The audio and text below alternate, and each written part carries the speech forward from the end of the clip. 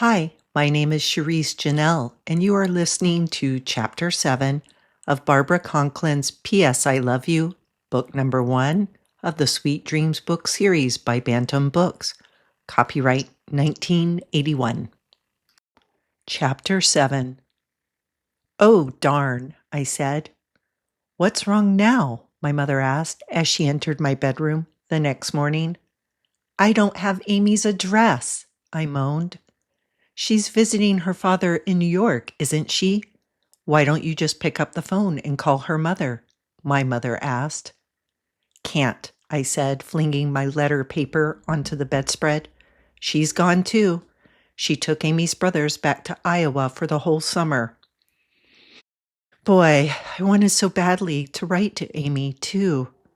Especially now. Why, especially now? My mother asked, her very, very sharp mind absorbing my last statement. I floundered for words.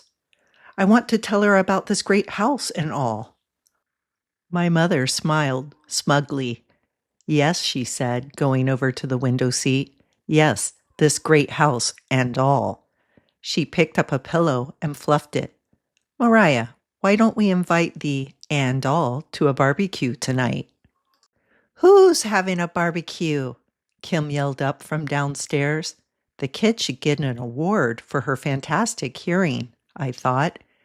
In seconds, she was at my bedroom door. What barbecue? My mother laughed and fluffed up the pillows on the window seat.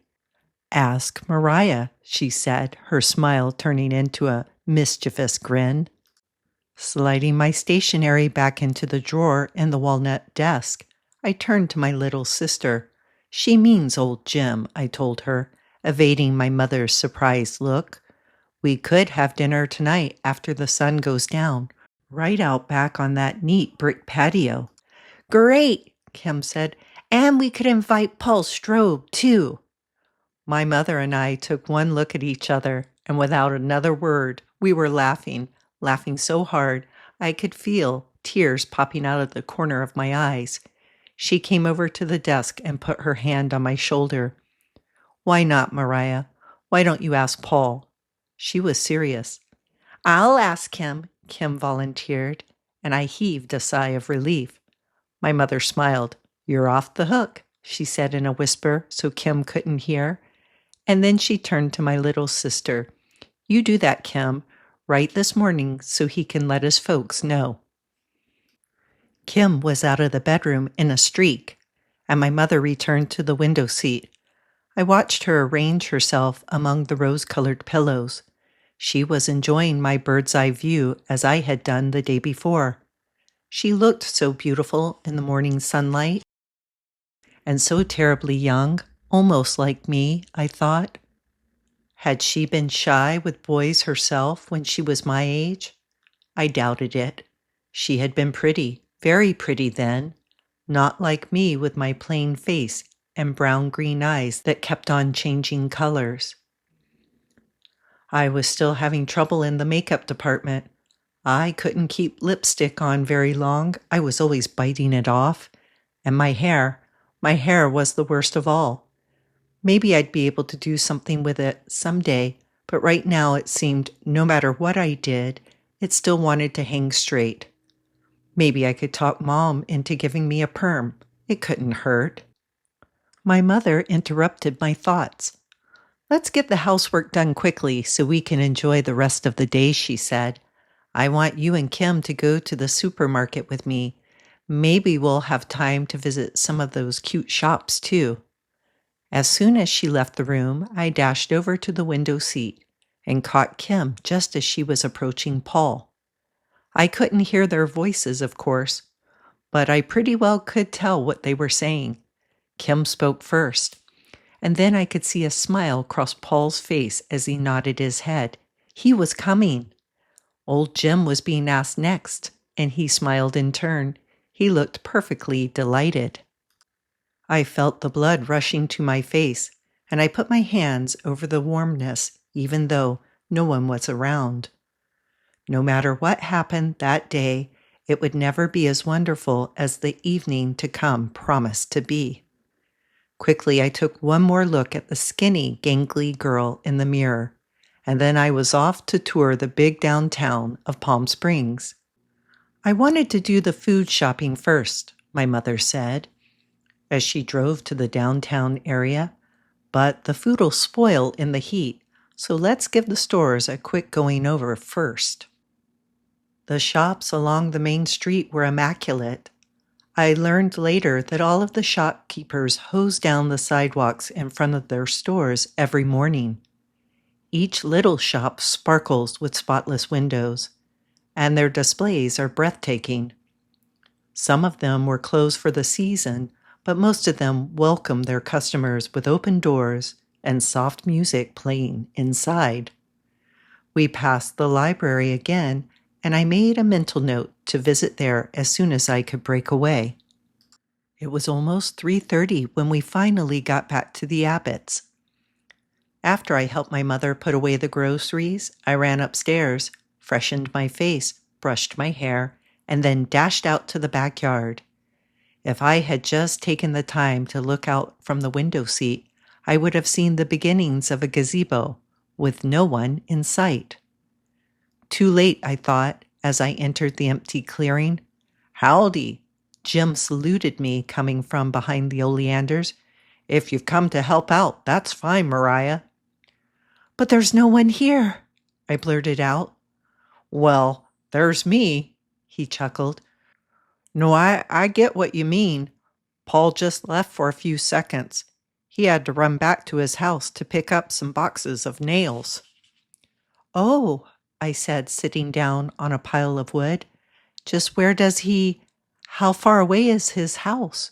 When we left the main road and started up Skip-a-Lot Drive, I didn't see a sign of any other houses except these two big ones." Jim gave me a funny look. "Thought you knowed," he said, slipping on his work gloves. He bent over and picked up a piece of wood that would go into the gazebo's decking. "Paul lives in that other big house. Yeah, I thought you knowed." My mouth hung open, and my mind twirled in confusion. No, I hadn't knowed. Paul must really hate me, or at least think I'm a real jerk. Why didn't he tell me? Before I could say a word to Jim, Paul entered the clearing with several boxes of nails in his hands. "Hi," he called out to me. "Good, you can help me pound some nails. Jim, where's the other hammer?" "I can't stay," I said, and my voice sounded like it belonged to someone else. "I have to help my mother." And with that, I turned and ran out of the clearing, past the jungle of flowers, past the pool, and then finally through the kitchen door. I was going so fast, I slammed headlong into my mother, who caught me by the arm and swung me around. "Hey, honey, what's the hurry? You look so white. Are you sick?" "Yes," I told her, "I'm sick and humiliated and angry and embarrassed and disappointed." "Ooh," she said, settling the broom against the kitchen cupboards. "Would you like to tell me what's wrong?" I threw myself down on a kitchen chair and watched as my mother turned up the flame under the coffee pot. She and I always sat down in the kitchen at home and drank coffee together whenever we had something bothering us. Somehow our little talks together always seemed to help, and the good strong coffee she made warmed my insides and melted away the problem. He led me to believe he was a worker, like one of us. "What on earth are you talking about?" she asked, sliding into a chair. "You're not making any sense." "Yesterday, we talked about people with money, rich people. Paul could have told me then he was one of them, but did he? No. He just led me on, and I said—" My face grew hot when I remembered exactly what I had said. I told him that I had never met a really rich person that I could like. Then I went on about the rich kids and parents that you have to put up with. And what did he say? He just said that maybe I was wrong. Maybe I didn't take the time or effort to know them. But he could have said right then and there that he was rich himself. Well, Just how rich is he? I mean, how did you find out? Jim told me. Paul Strobe lives in the mansion next door. My mother's eyes opened wider and she said, "Whew," breathing out a little whistle. "Yes, that's rich, no doubt about it," she added. "The thing is, Mom, he let me go on, making a fool of myself, so that he could laugh at me later when I did find out." I shook my head in anger. "Well then, you've learned a lesson," she said, getting up to pour our coffee. I could see I'd get no sympathy from her. I stared in disbelief. Maybe we shouldn't be so quick to label people by the money they have or don't have. My mind was confused. I sipped around the edges of the coffee cup and my face felt cooler. "You don't think he was making fun of me, deceiving me?" I said. My mother laughed. "No, dear. I like him too much to think that of him. Tonight you ought to apologize to him for the things you said." "I'm not going," I whined.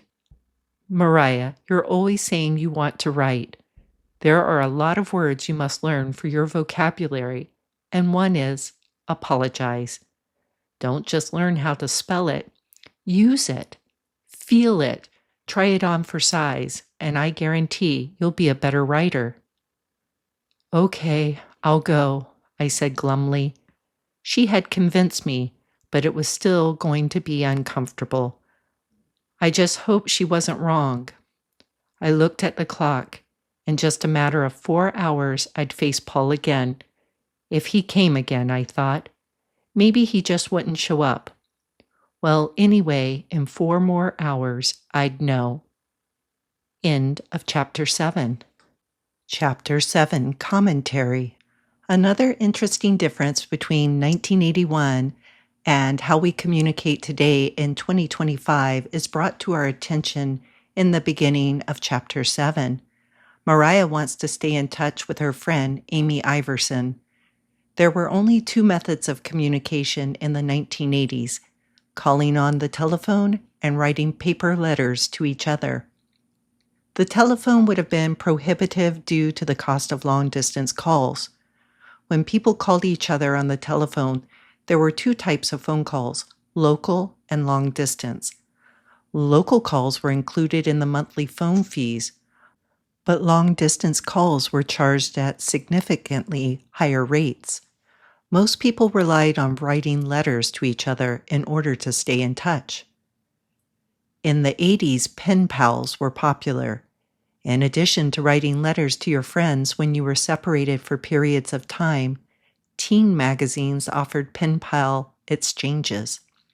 As a teenager in the 80s, I filled out a form in the back of 17 magazine, and I sent it to the publishers. Someone on their staff matched me up with another teen about my age that had also filled out a form and mailed it into the magazine. My pen pal, Shannon, lived thousands of miles away from me in Michigan. I lived in Arizona. We exchanged letters throughout our high school years. One time, Shannon flew by herself to Arizona to meet me. She stayed with my family and I. We took her to the Grand Canyon, and for a short time, she became like a family member living with us. It's hard to imagine doing that in this day and age, but it all worked out perfectly back then.